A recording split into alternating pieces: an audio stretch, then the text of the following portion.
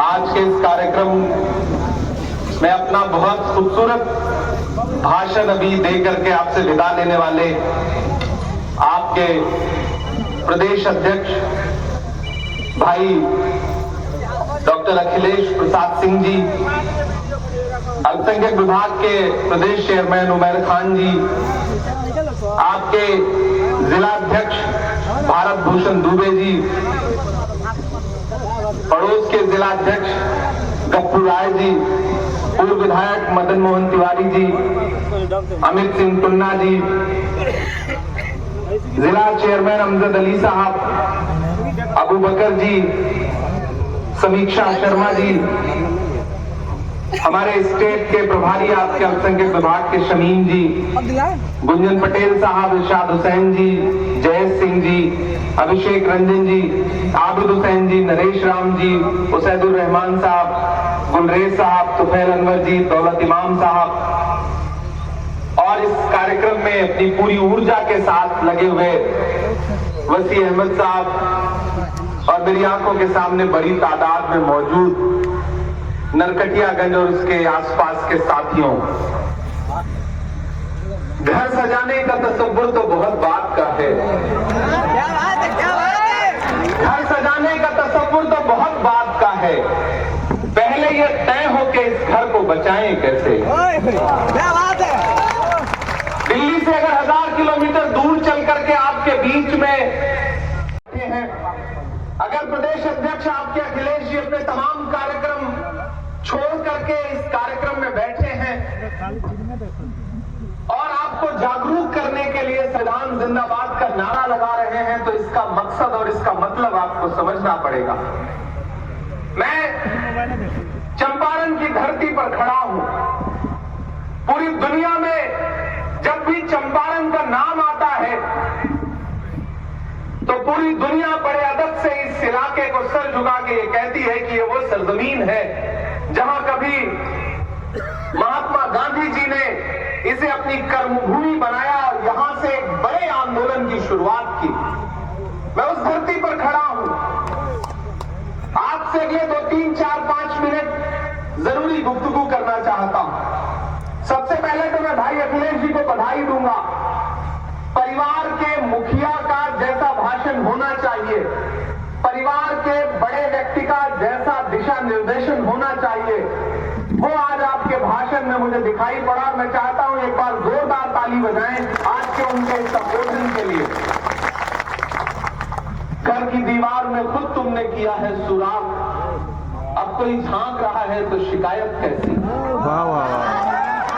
इस धरती को कभी महात्मा गांधी ने चुना अपनी कर्मभूमि बनाने के लिए, अगर आज वहां पर नफरत वाली ताकतें मजबूत होकर के बैठी हैं तो हमें अपने गिरबान में झांकना तो पड़ेगा। मुझे याद है मैं पिछले विधानसभा चुनाव में यहां चुनाव प्रचार में आया था अध्यक्ष जी, मंच टूट गया था, ये शायद यही विधानसभा है, मुझे याद रह गया था। इसमें कोई दो राय नहीं कि जिस दिन हम एक यूनिट बन के, एक ताकत बन के लड़े तो नफरत इतनी ताकतवर नहीं होती कि वो हमें हरा सके। लेकिन आपने कभी सोचा है कि मोहब्बत हमेशा हार जाती है, नफरत जीत क्यों रही है? क्योंकि नफरत कलेक्टिव होकर के, एकजुट होकर के कोशिश कर रही है, और मोहब्बत के जो अलंबरदार हैं, जो मोहब्बत के पैरोकार हैं, वो अपनी अपनी दुनिया में मुट्ठी भर लोगों को लेकर के मगन है, खुश है। उन्हें लगता है कि दुनिया हम ही से चल रही है, हम आगे नहीं आएंगे तो कोई आगे नहीं बढ़ सकता, और इस चक्कर में एक एक करके सब हारे हुए, थके हुए अपने घरों में बैठे। मैं आज नरकटियागंज में खड़ा होकर के, पश्चिमी चंपारण में खड़ा होकर के, दतिया में खड़ा होकर, बगहा में खड़ा होकर के आप सारे लोगों से यह कहना चाहता हूं कि अगर आपको यह लगता है कि आने वाले चुनाव, यह जो गुजरा चुनाव था वो सिर्फ सांसद और विधायक बनने बिगाड़ने का चुनाव है, तो आप बहुत छोटा सोच रहे हैं। खतरा बहुत बड़ा है। देश की सत्ता पर बैठे हुए लोगों का जो अंतिम सच है वो यही है कि वो डॉक्टर बाबा साहब अंबेडकर के संविधान से नफरत करते हैं। याद करिए लोकसभा चुनाव में भारतीय जनता पार्टी के बड़े नेताओं के बयान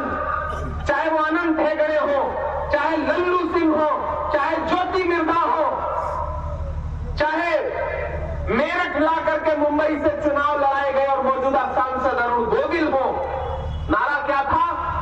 हमें बहुमत दो, हम संविधान बदलेंगे। हमने आपने अपने कानों से सुना है इस नारे को। वो तो भला हो भारत की जनता का कि उसने 400 पार का नारा लगाने वालों को 240 पे लाकर के ऐसा पटका कि न ये नारा भूले, बल्कि संविधान को सरमाथे लगाते हुए संविधान जिंदाबाद और संविधान को लेकर के पूरे देश में बातें करना उन्होंने शुरू कर दिया। ये आपकी और पूरे देश की संविधान के प्रति जो मोहब्बत है उसका परिणाम था। मैं आपसे कहना चाहता हूं साथियों कि पिछले दिनों अखिलेश भाई और हम दोनों लोग राज्यसभा में बैठे थे। देश के गृह मंत्री भाषण कर रहे थे और भाषण करते करते उन्होंने एक बात कही कि आजकल एक फैशन हो गया है अंबेडकर अंबेडकर अंबेडकर अंबेडकर। अगर इतनी बार विपक्ष वाले भगवान का नाम लेते तो 7 जन्मों के लिए स्वर्ग मिल जाता।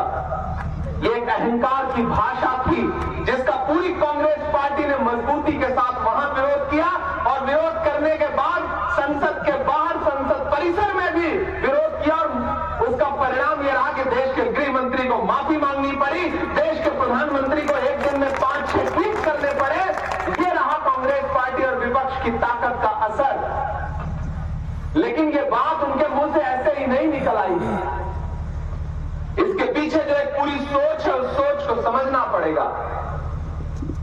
जिन्हें तिरंगे से नफरत है, अपना झंडा प्यारा है, गांधी का कातिल अब भी जिनकी आंखों का तारा है, शर्मनाक इतिहास है जिनका अंग्रेजों से यारी का, वो अब हमको बांट रहे हैं सर्टिफिकेट गद्दारी का। उनके इरादे खतरनाक है क्योंकि पूरा सिस्टम, पूरा तंत्र उनके साथ है, इसलिए बहुत सारी जगहों पे सफल होते हुए भी दिख रहे हैं। इसलिए हमारा आपका दायित्व तो बहुत बढ़ जाता। यहां मंच पर सैकड़ों की तादाद में पदाधिकारी और नेता बैठे। मेरा मानना है कि मंच पर मौजूद लोग ही अगर आज से एकजुट होकर के ये सोच लें कि हमें नफरत वाली ताकतों के खिलाफ आज से लड़ाई शुरू करनी है। हमारी दिक्कत क्या है कि हम सिर्फ चुनावी टाइम में चुनाव लड़ते हैं। जब टिकट मांगने का मौका आता है तब हम नई सदरी और नया कुर्ता पजामा निकालते हैं। सही है कि नहीं? चुनाव पूरे 5 साल लड़ना पड़ेगा, नफरत के खिलाफ पूरे 5 साल लड़ना पड़ेगा। वो नफरत को फैलाने के इतने असंख्य हथियार हैं उनके पास। हम आप यहां भाषण कर रहे हैं, उनका पूरा एक IT सेल बैठा है। आपके कौन से बयान को कहां काट करके कहां पहुंचा दिया जाएगा आपको पता भी नहीं चलेगा। इस देश में तकरीबन 350 मिलियन लोग